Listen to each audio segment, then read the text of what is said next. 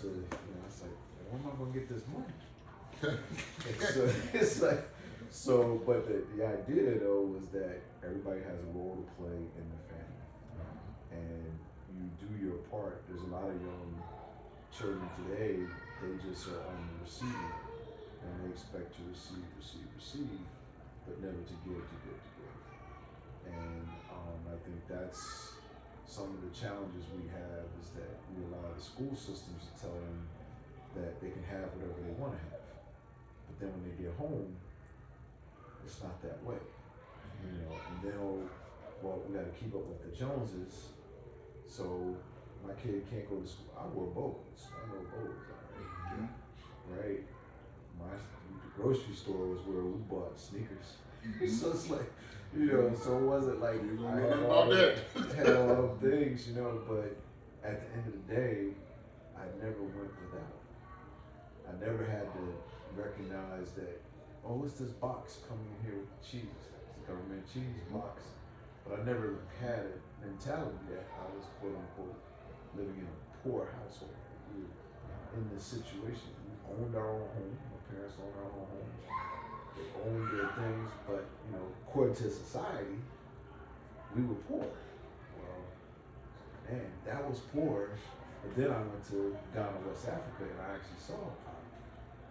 And the poverty here is like a rich man over in Ghana, or over in some places in South Africa. I've been there, and it's like we just have to really value the importance of home and really get people to understand that life doesn't end because you make a mistake. My late pastor, when I was in college, had coined a phrase that when you make failure final, that's when you finally fail. And so failure is a learning opportunity. Failure is an opportunity to move forward, not to say I messed up and now I can never go anywhere, I can't do anything.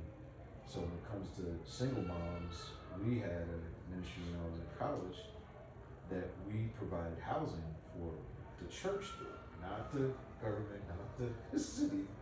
We literally built housing for these parents, and we provided child care for them so they could get themselves off their feet. But then on the flip side, like this group here, we had men that were being trained and being taught that, listen, you need to understand what God wants to do with you, and don't be so overly religious that if God tells you that that's your wife and she's already got a child, you're going to turn your nose up.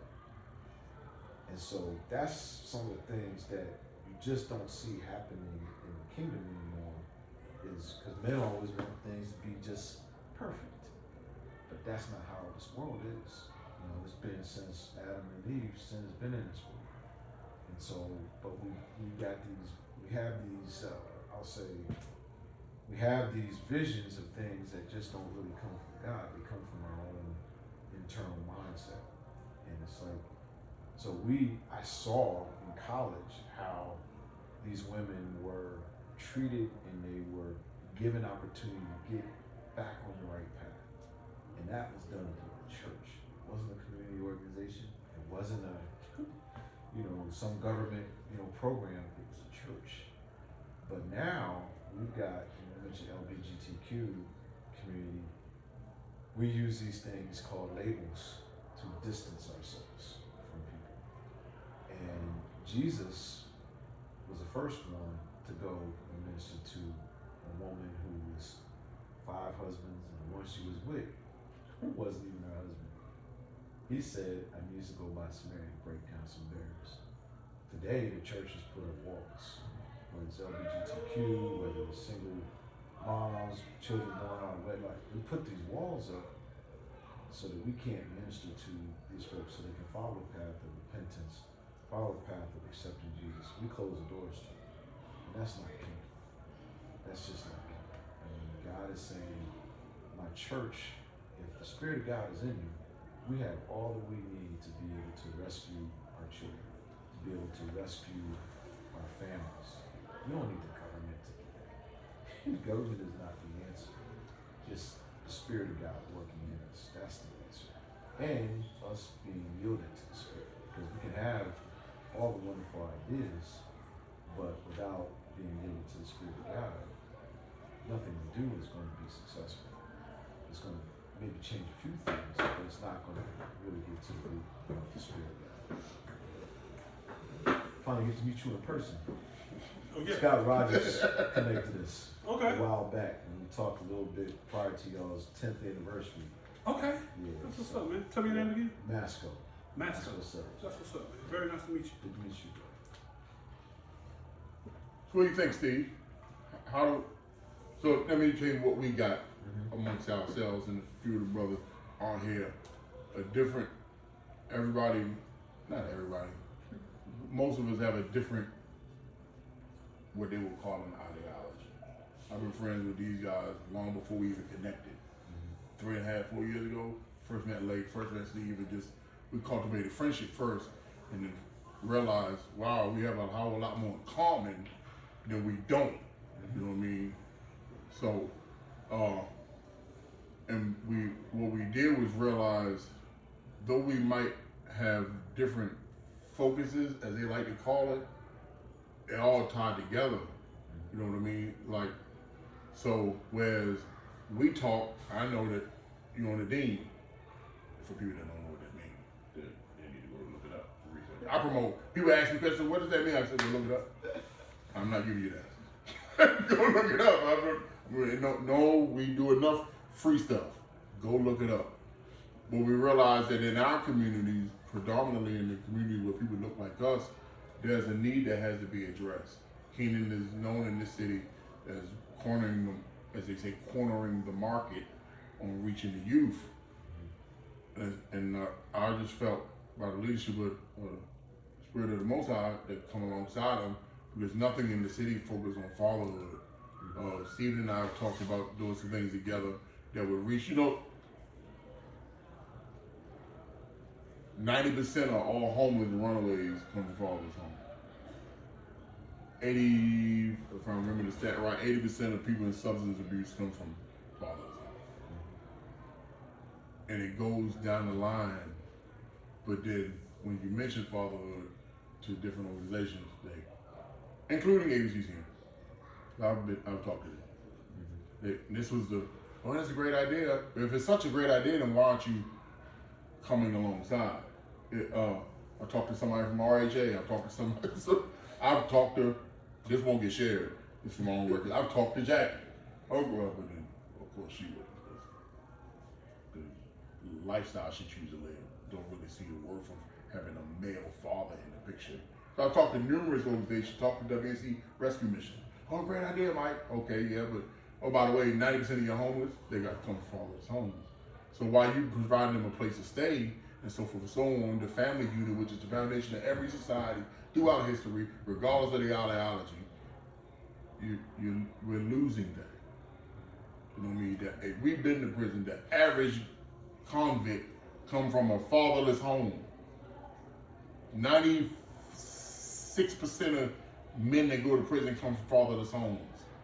If I remember right, from 2 years ago, 98% of women that go to prison come from fatherless homes, but nobody wants to address the father. You know what I mean? And even from, I'm fascinated on it. So even if you can't get somebody born again or come to the masjid or whatever, it's still the epidemic that nobody wants to talk about. You know what I mean? 7% for kids. Let me pull up the stat and give it to you exactly how it goes. Hold on. So it just doesn't seem like I'm just rambling. That's what you do, man. Yeah. After around, so let me get this. Here we go.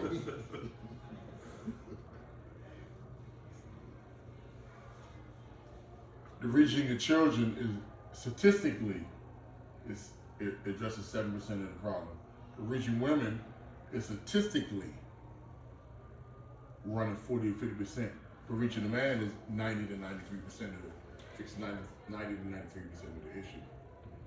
Everywhere you look, there's something set up for children, set up for women. And I agree. But when it comes to us, between y'all, you know what Rob Thomas contemplating right now? Killing himself. from a little short. Yes. About the beach, They just got an award while he's in Illinois, but he's contemplating killing himself. This is a young kid.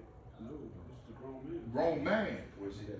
I don't know. He was in Illinois yesterday, getting an award, and still. So the narrative that's put out, you know what I mean? So what does he do? He's part of Racial Justice Coalition pushing for what they call reparations, which, yeah, that's a whole nother conversation. You know what I mean? And how I know, because Bruce called me, Bruce just had a child, so he talked, so we, consulting, whatever you want to call it. And he said, man, I just talked to Rob. He said, man, we got to come alongside. I was like, what's going on? And I know Bruce don't. I'm like, are you serious? I said, well, yeah, I kind of seen him comment on a post. Rosalie was talking to Philip, said he needed a therapist. I said, so here's the thing.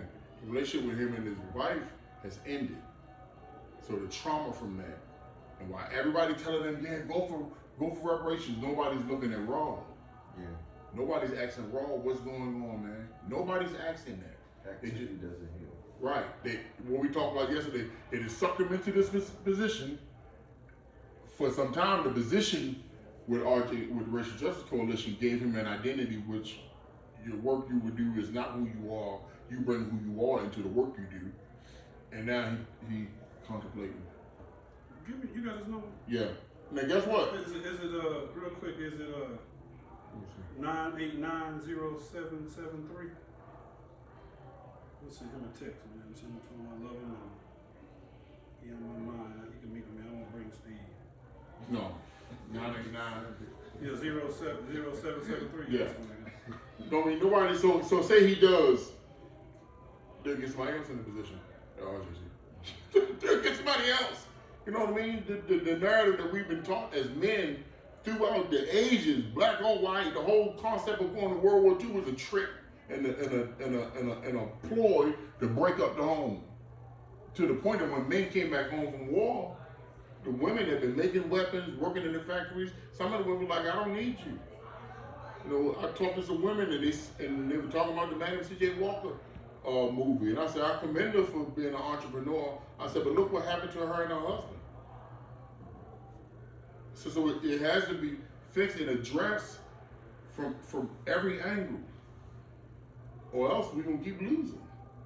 You can give black people, every black person in America, in Asheville, $5 million. They're going to make no difference. You know what I mean? So, and I call this Fatherhood Roundtable because everything get discussed. You know what I mean? I have another addition to it that I do Zoom where it's like from the perspective of what I subscribe to. It's just like, what are we doing? You know what I mean? You mean So, you guys, Steve and Late, myself, Ricardo, Kevin. I'm just saying, you two specifically, you guys, you said earlier that both of you guys had a commonality with not having fathers in the home. Well, I didn't. No, I did. You did? Okay. But you said you were incarcerated. Right. You were previously incarcerated too. And so there is a,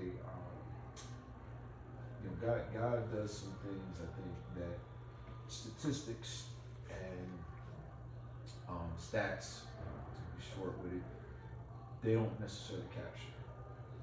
And when God's hand is upon your life, I don't care what you do, i.e. Jonah, he's going to get his will performed out of your life. And I say that because my dad didn't have a father at home. He never knew his earthly father. And he grew up in Jim Crow South in South Carolina. And he experienced things where he never finished elementary school. And at the age of 11, he's working in a sawmill. And he had a white man call him, out of his name and put his hands on him. My dad told him, if you touch me again, I'm gonna cut your overall straps off. The man did it, my dad did. At 11. My dad didn't die until 3 years ago. Now, statistics would say you're supposed to be hung and gone. Right. But this same man who never went to high school, never went to college, fought in World War II, fought in Korea, fought in Vietnam, came home. Now, I've seen what PTSD does when it's not treated. I lived in it. But love overcomes a multitude of sin. And what I say, the power of love literally transforms him. Now, he put 4 kids to college, but he never went to college. Now, he didn't do that alone because my mom was there. Now, we talk about families and military and struggling. Imagine 2 black people going overseas and having a black baby overseas, their 3rd child. Parents had to do that in France. My mom today wouldn't want to go to Paris, France, or go anywhere in France. She said it was the most dirtiest place that she's ever seen in her life. Okay? So there's just perspectives that through the generations get lost. And even though your dad was there, his dad wasn't there, the perspectives can get lost because of statistics. Because I will tell you that when I go through, right now they'll make a statistic about Episcopal, right? And as we were walking yesterday, I don't see statistics. Now, I'm an engineer, but I also went to Harvard Business School, and I had to take statistics and had to do all those things. I understand what those things do, but at the end of the day, nothing surpasses or overrules God's ultimate plan for your life. And I think getting people to realize what their plan is as a father, despite what might have happened in their past, i.e., you know the term generational curses. I hate labels. I hate terms like that because it puts people in this box that God's never designed us to be in. He's never designed us to say, well, I'm going to be here. And I remember as a kid, I thought that, man, when I get 21, I might be dead because that's what was on the news. That's what was being talked about everywhere you go. Black people, young black people. I grew up near South Philly. Now, I always tell people I'm a country boy from New Jersey because everybody thinks New Jersey is what they see on TV. No, okay. But I grew up where I walked across the street, got fresh wild blueberries. Pine trees was all around. I spent more time in the woods than I did on the basketball court. I spent more time, doing things that playing in the dirt than I did other things. And so, but I never had to worry about stray bullets. Never had to worry about. And I lived in a neighborhood where most people would say it's not even. That's utopia. We had blacks. We had whites. Check this out. I had a German neighbor who lived 2 houses down the street from a Jew. And guess what? We got together as families every year and did what you would call a traditional fish fry, but it wasn't just black people. That was a product of the military. And I think some of the things that understanding different perspectives is we can look at statistics, we can look at what happens in the family, and we can lose hope and says, man, this ain't gonna work. Like our friend that you just talked about, he's losing hope because he's busting his butt. But then there's a news report that says there's something else that happens. And what does that do? That destroys a person's momentum because they built this hope up in like reparations are gonna solve this problem. But you being an ag engineer, landscape, you know good and well that grass is not cutting itself. That mulch is not laying itself down. You've got to labor.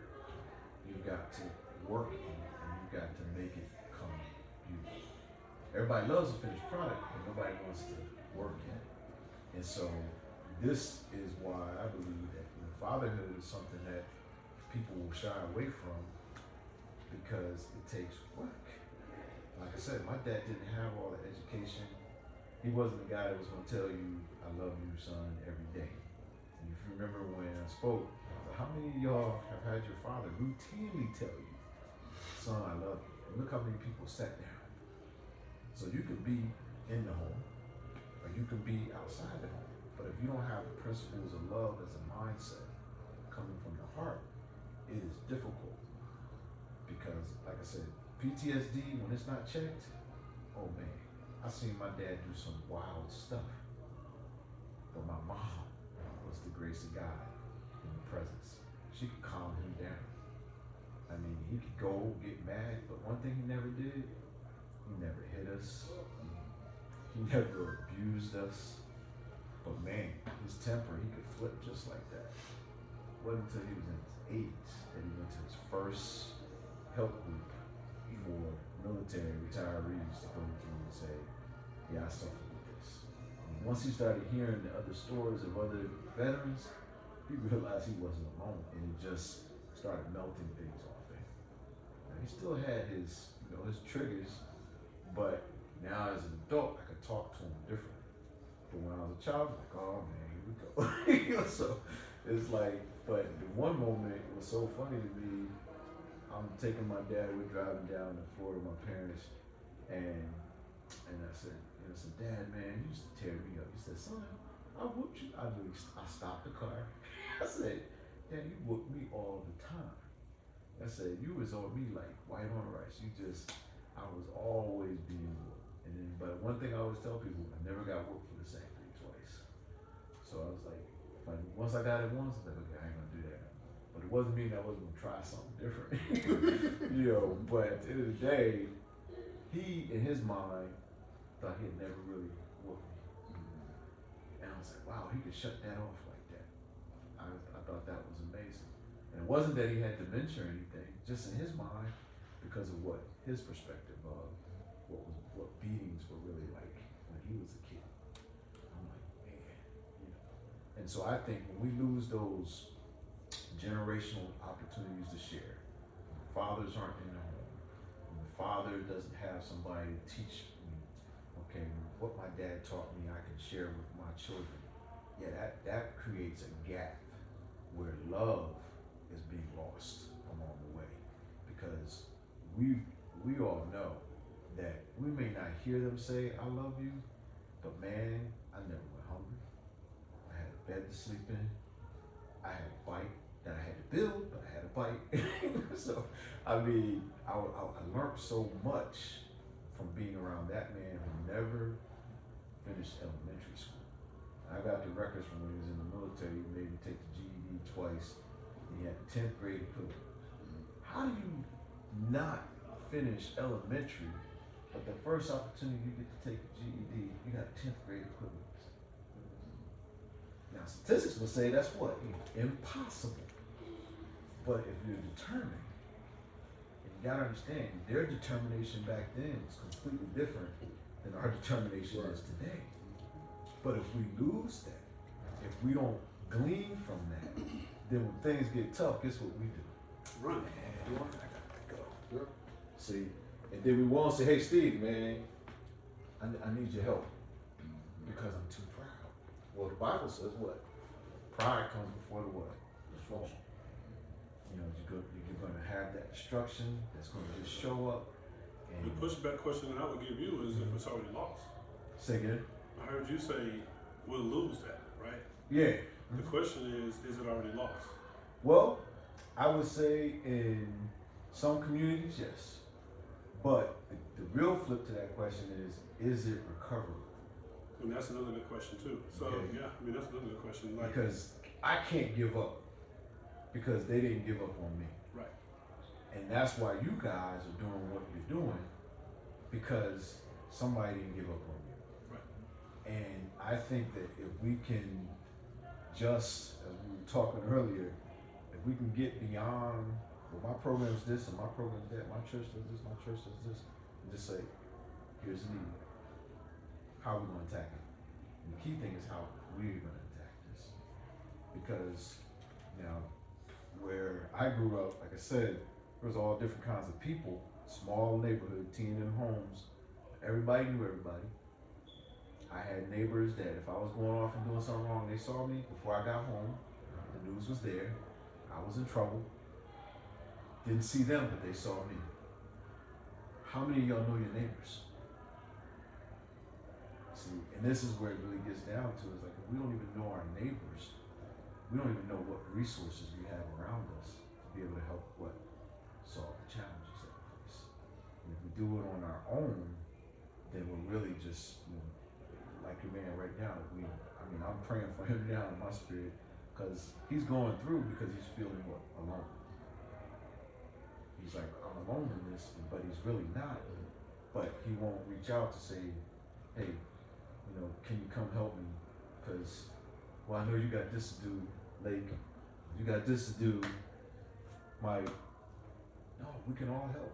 We can all do something. But how many? So I'm playing devil's advocate. No, go ahead. Yeah, absolutely. And if I'm not, I just walked into the room. So if I'm not supposed to play devil's advocate, please let me know. No, this is open conversation. He said open conversation. But this is the thing. So everything that you're talking about, I 100% agree. Mm-hmm.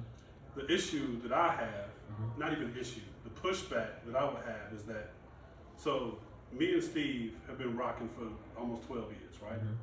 10, 12 years easy. And so we started Black Men United twice. We started it back in 2014, it was about 2014, me, you, Joe, and Dwayne, right? We didn't have enough men. Well, I'll take that back. We had enough men initially. We started it, and then it just fell to the wayside. Brothers didn't want to deal with it.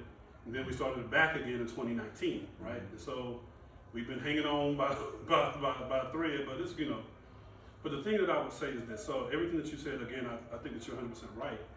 And especially when you talked about the love. And so people ask me all the time, what did your daddy teach you? Well, the one thing, the most important thing that I tell everybody, he taught me love from a male perspective. He wasn't afraid to cry around me. I had a type of dad, I'm in college, hey man, come and give me a kiss, nigga. I don't care nothing about, I don't care nothing about that, you're my son, so it's like, he was not afraid to show me love as a grown man, you see what I'm saying? And so, and so I look at my life now, I have a 7-year-old little girl, and I'm a very nurturing, caring person, right? But with that, I got a homeboy, his name Montaigne DeMarco. Okay. His name's Stephen Montaigne DeMarco, right? So we was in a meeting earlier this week, and Steve, he made a very valid point. That's been resonating with me all week long, man. When you said our ancestors fought for X, Y, and Z, died. It was actually a reading training. Died. We had people die just to want to learn how to read, right, and all this kind of stuff. And so, as a result, now our youth won't pick up a book, have every access to reading, and they got everything on their phones. And so, along the way, I feel like we as a people, our culture has lost something. Like we have lost. Maybe we have been indoctrinated enough into the white person's culture, or something's happened to us as a people where we don't trust each other, we don't deal with each other, we don't rock with each other. I wish I would help Mike with a fatherhood program. That might overshadow my daddy taught me that. We're basically doing the same thing. I'm not helping him. And so that's the mindset, right? And so gotta get mine. I wish I would help Mike. I wish I would help Steve. Like they ain't helping me. So it's that mindset, but it's not just in business. It's in every aspect of our lives as people of color, right? Particularly Black people. And so if it's not that, then it's competition. Like you said, why am I competing with my brother instead of helping my brother? Why am I competing with him instead of saying, you know what? We to be quite honest, neither one of us got nothing. We ain't got a pot to piss in the window to throw it out. But I'm hanging on for this illusion of the fact that I might have more than you, right? Instead of saying, instead of saying, you know what? Power's in unity, so we can get more, we can accomplish more if we do this together. And so what I've seen over my career has been, so initially when I started, my daddy taught me that. The mindset of my daddy taught me that was to have men pour into these kids, the mindset iron sharpens iron. So a kid might gravitate to Steve who might not rock with me. Steve has a whole life history that Keenan Lake was never a part of and didn't. So Steve will be able to get kids that I can't. Same thing with Mike. He'll be able to get kids that rock with him that I won't. I might be able to gravitate some kids towards me. So it's a unified effort for us to grab these young folks, train them, teach them, right? But again, what I've seen in my life, so literally, we celebrated our 10th anniversary. Yep. And it's literally taken almost, I have a couple of homeboys. Steve has been with us from the beginning. Joe Green has been with us pretty much from the beginning. I can probably count on one hand how many people have been with us from the beginning. But then it's like, it's been a lonely road, right? And the mindset was never for me to do this alone. Like, I ain't trying to do this alone. I'm a selfish dude kind of on the back. I'm kind of selfish. I don't want to be, but with that being said, it's like, how are we to change that mindset when we have lost so much, but now almost it's like survival. I'm not about, now I have to eat, now I have to do this, now I have to figure out how to take care of this. I would love to help my people, but I don't even have the skills, I don't have the wherewithal, and to be quite frankly, I don't have the time or any of that. And so while I hear and think that you're saying everything right, I think this system has pretty much got us bent over that table, and somebody got a pool stick behind us, right? Yeah. Now, with that being said, I heard somebody say this, and it was a person working with youth. This was early this week. It was an elderly in the community. He said that he feels like the Lord has washed his hands with this generation. Oh, Jesus. Butch I told you, that's what he told me. He I was told like, you, he told me that on the phone. I was like, no, we dropped the ball. Yeah. So that's why I let what you I said earlier. So that bothers me, because it's like, if you don't have no faith and no hope, we ain't never gonna get nowhere, right? Yeah, man. I mean, look, you have no idea what we see in these schools, what we see in this. I got kid girls. It's like, no, it's bad. Don't get it twisted. But we gonna get better. It's we gonna not make it happen. It's not yeah, hopeless. exactly. If the fact that they're even, and this is why, I think. Real quick, but I think that's how a lot of people think. Oh no, I agree It's with you. over for them. Yeah, it's I over. agree with But then, to be quite honest, I feel like a lot of people feel like not only is it over for our youth, it's over for us. Like, Yeah. you look at you. Now we're starting to be into these. I call it buffoonery, right? With the Kanyes and this, and it's like, I mean, it is, but that's what takes up everybody's mental space. So that's what runs this. That's what runs this. And so it's like, so we paying attention to Kanye, Wow. and when we paying attention. That, right? What do they call social media? Yeah. They call it a feed. A feed. A feed. Yeah. So this is where you gotta recognize. You talked about earlier about war, and so being in my background of electrical engineering, all the things that you guys are seeing with social media, that stuff's been around for decades. Right. I used to work on it when I was in college. Thing that we call instant messages or text messages. I was doing that in the 80s. So none of this stuff is really new. Solomon says there's nothing new under the sun. The challenge is connecting those dots across the generations. So the things that we lose, and I can only give it from my perspective, I was fortunate that I had a grandmother. And my grandfather that I'm named after, he had died a year after I was born. My grandmother's husband, he had died 5 years after they got married. But my grandmother lived less than a tenth of a mile away from me. So I would go to my grandma's house. So I had like this multi-generational thing. Grandma was different than mom. Grandma was a hard worker. Mom was a hard worker, but they just had different views on life. But when you don't have that generational connection, that hurts a person's ability to think. Do you guys know Dwayne McAfee? Where's he from? He's from Asheville. He left to go in. Oh yeah. He moved. He's in whatchamacallit now. I think he used to live in. Candler, I think is what he used to live in. He moved out of town, and I think that's Desmond's uncle. He used to live in Hillcrest. Yep, he's born. So yeah, he was born and raised in Hillcrest. He moved away for 30, 40 years. Yeah. He just came back maybe like 4 or 5 years ago. Yeah, he's a disruptor. He comes around and causes. Yeah. So that's the one who was talking junk to us when they had the thing downtown Stevens Lee. Oh really? So they had remember 2 years ago they was having Turk and all the time the men's meetings at Stevens Lee. Oh yeah. We went down there, so everybody Remember, that's when I had something going on. When I was going that day, I came back from the hospital. Oh. Right before I went to the emergency room, Oh, okay. I went to. It was on a Saturday. I went to the. I remember you going. He called me out and was like, "Well, I heard about you, and I'm gonna call. And I don't care. My daddy taught me that. And even if you're not doing stuff with the kids, we gonna make sure that you're doing right with the kids." And this and the third. So, yeah, but I know exactly. Yeah. That dude, he is the product of unchecked aggression, anger, and even though the most important person in his life is what he told me was his grandmother. Mother, father, no, his grandmother. And the things that she taught him is the things that he's totally against today. You won't see him talk. He don't even want to hear about Jesus or anything about God. And the time that I met him was at one of the, I went to the reparations meeting and there he was upset. Yeah, he goes to meetings. I've been in 3 or 4. I worked at the county. And, yeah. So he disrupted in a negative way. Right. But Wayne, he's like he wants to. It's almost like he wants to do good. He wants to, but his approach. Yeah, his approach is. But it's kind of like Paul Ray's uncle or whatever. Oh yeah. You always got something to say, but ain't doing nothing. Oh wow. But see, and these are things, guys. I'm gonna tell you, it's not unique to Asheville. You guys know Like this. that's everywhere. Yeah. And like you said, it's something that has flipped in our own culture. Because our culture, when you go to Africa, you go to different countries where we're the dominant people.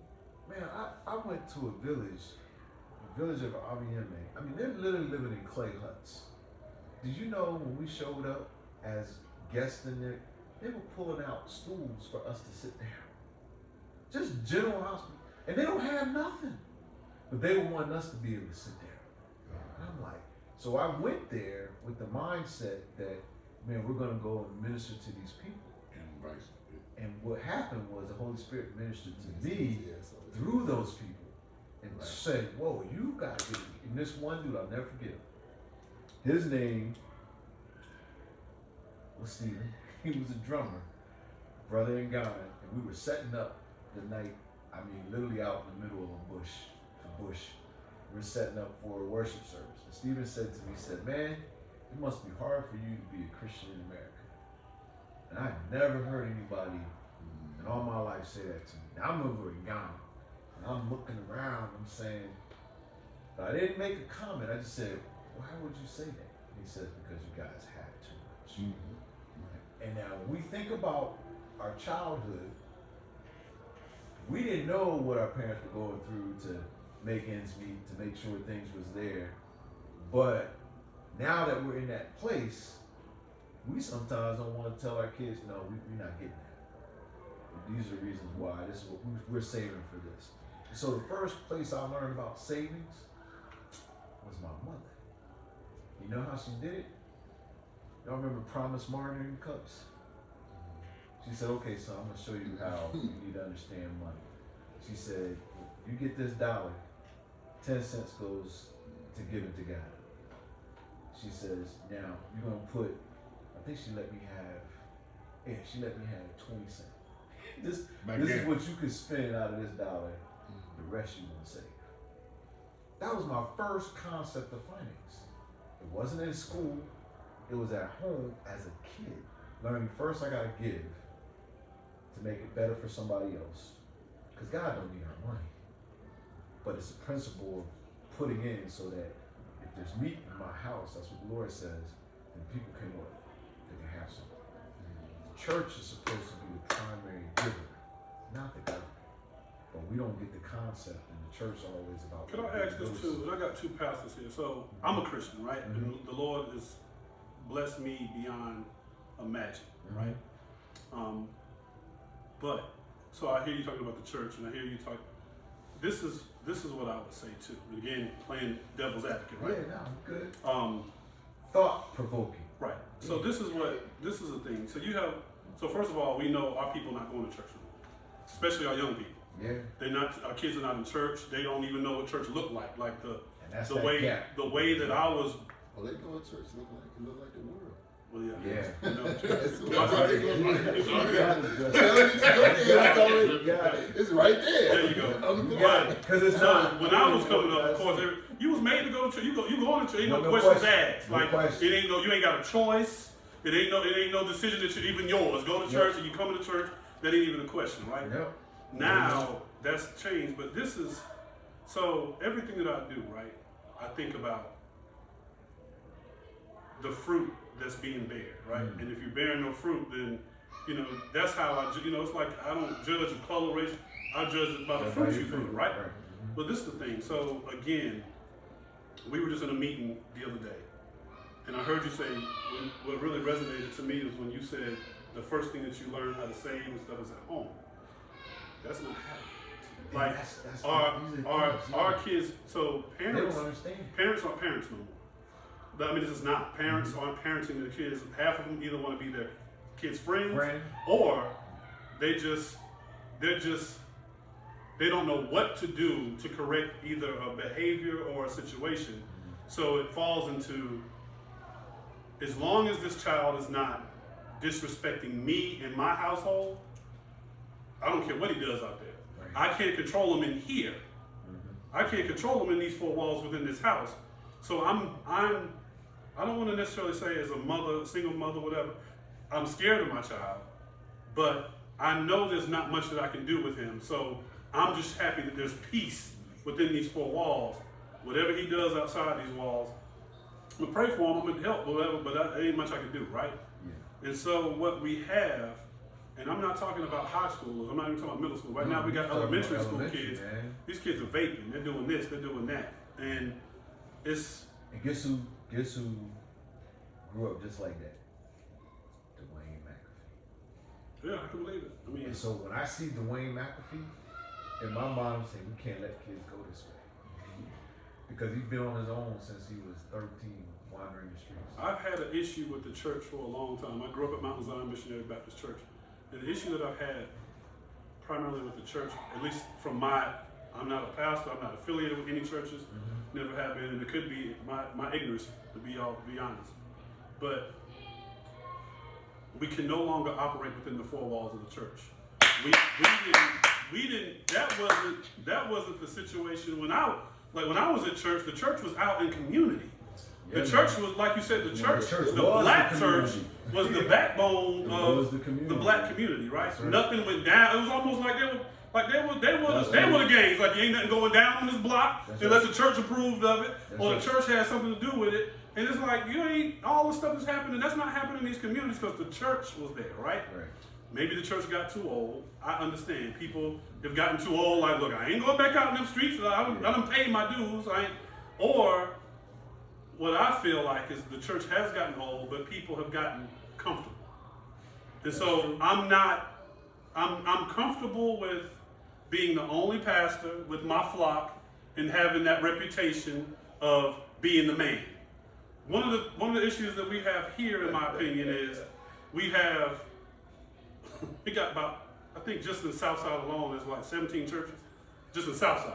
And that's typical, So man. Asheville is this big, and we got 50 black churches, a little bit. For what? But you got Biltmore Baptist, That's huge. and they got these mega churches. But it's like, okay, I get it. There's different. But I don't understand the denominations. It's like, to me, if you're serving Jesus Christ, why can't everybody be in the same field, right?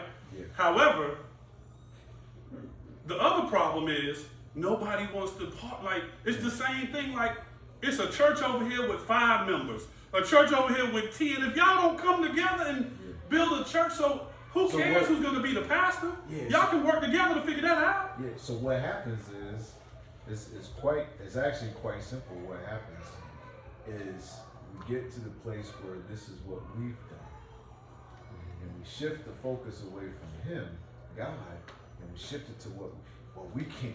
My grandmama put this pew in the church. My person put this, and then it's like I can't ever leave, even though it's crumbled. The Bible says that you lead a fool to his folly because you can't see any further.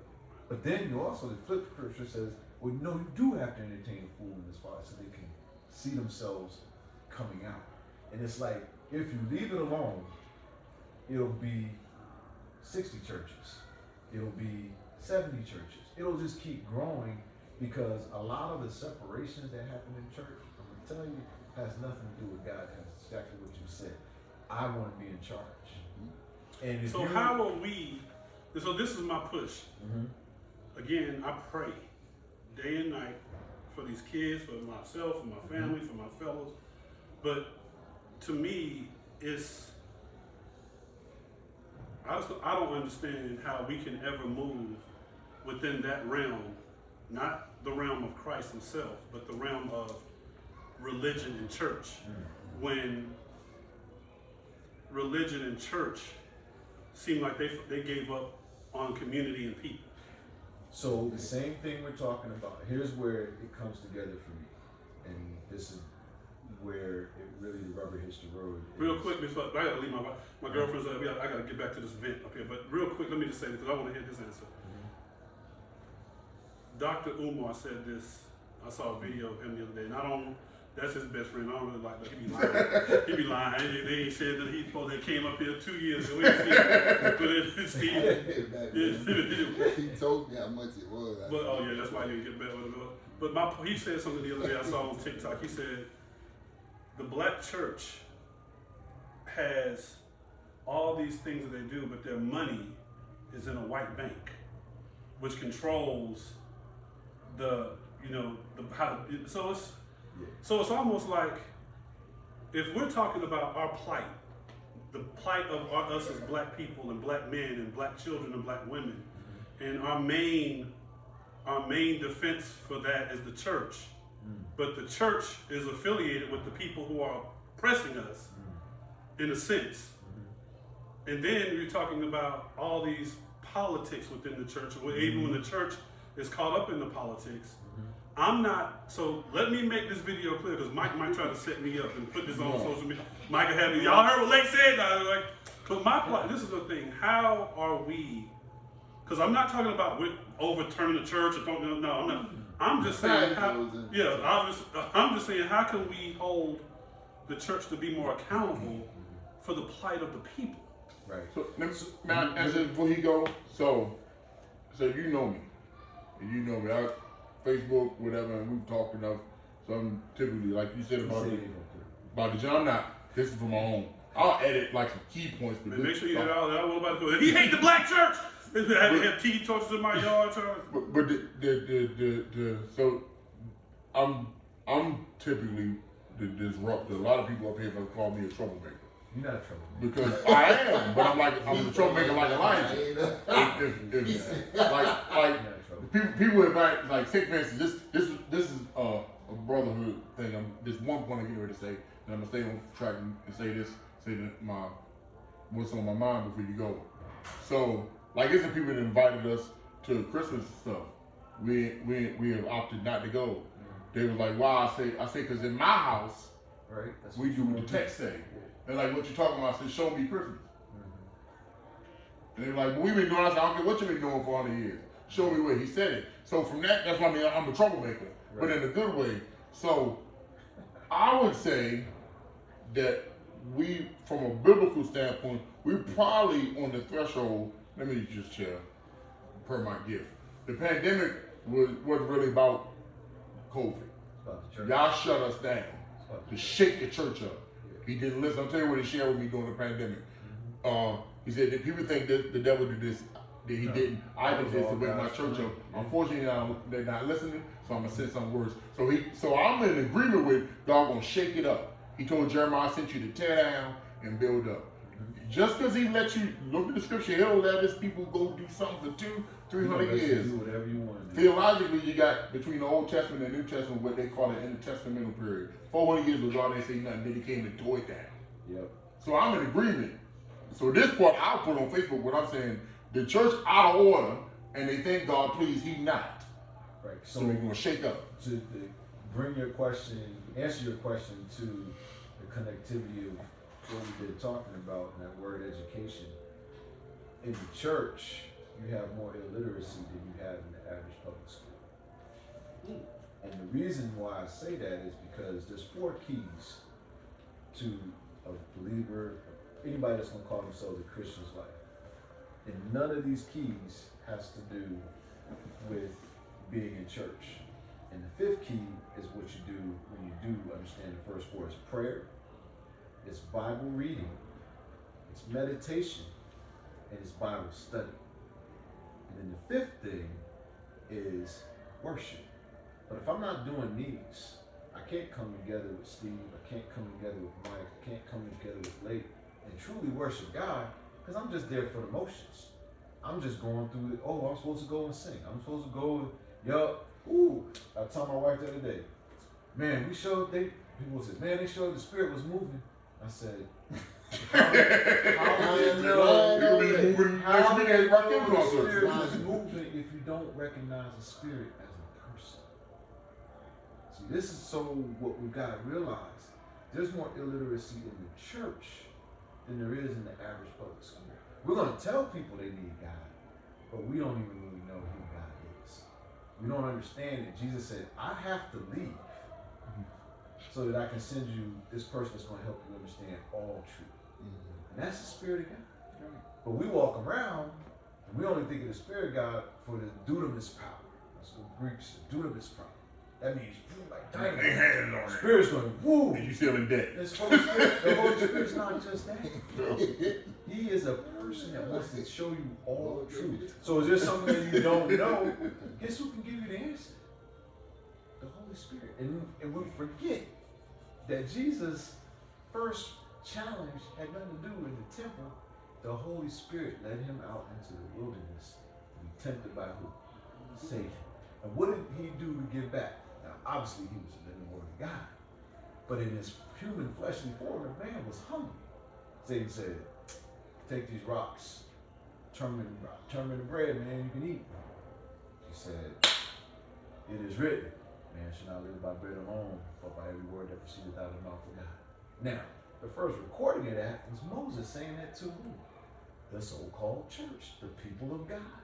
But what do we do when it comes tough? Well, I call up Lake, can you give me some bread, man? I ran out of bread. I don't have any money for you. Now, we ain't gonna call Lake. We're gonna go try to give a credit card because we're embarrassed to say, I need help. So the illiteracy in the church is dealing with embarrassment. Think about the kids in school. When they're not learning, what's the first thing that they have to really fight against? Embarrassment that they don't know what their classmates know. And in the church, when we become embarrassed about things that I'm here every Sunday, why am I not experiencing this? You don't even know who the Holy Spirit is. He's right there with you. And this illiteracy that we have in the church is why we have illiteracy in the schools. That's just what God has showed me. And even today when I was on my run, I was like, God, why are you telling me this? I know this. I used to teach this. It's those four keys. He was bringing that to me. Maybe it's with just this circle. And then the fifth key is we worship effectively.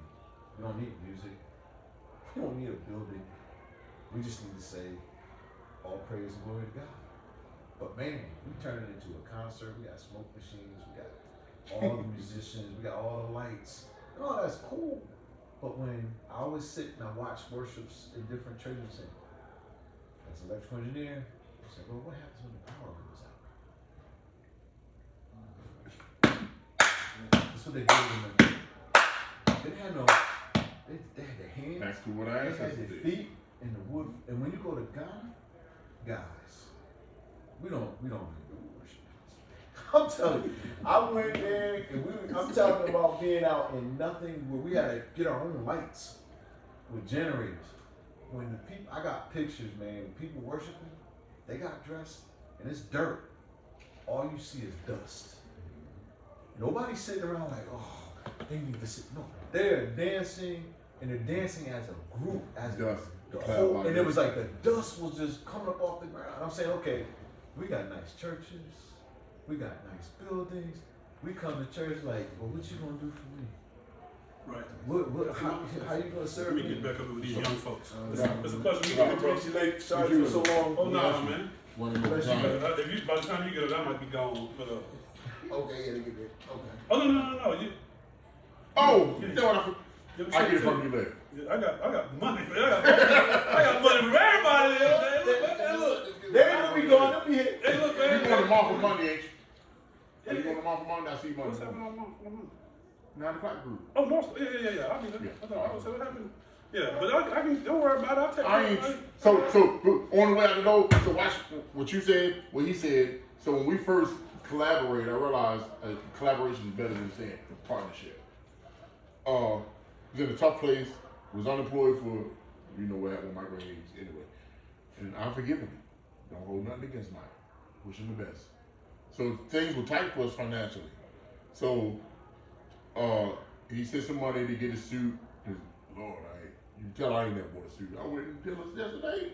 I said, oh, $700. Anyway, but he called me, said, bro, you need a check. I'm like, nah, I'm good. Because I stopped and said, wait a minute. A true friend is not one to keep calling, hey, bro, I need. Hey, bro, I need.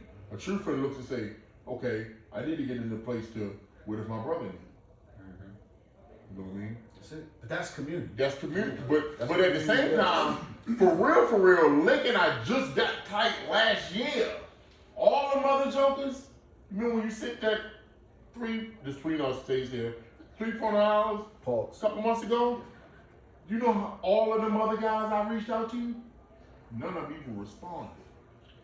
But see, This church, community is right here. This is that's kingdom. Right. Okay. Right. That's the church. See, that's what I think what happens is a lot of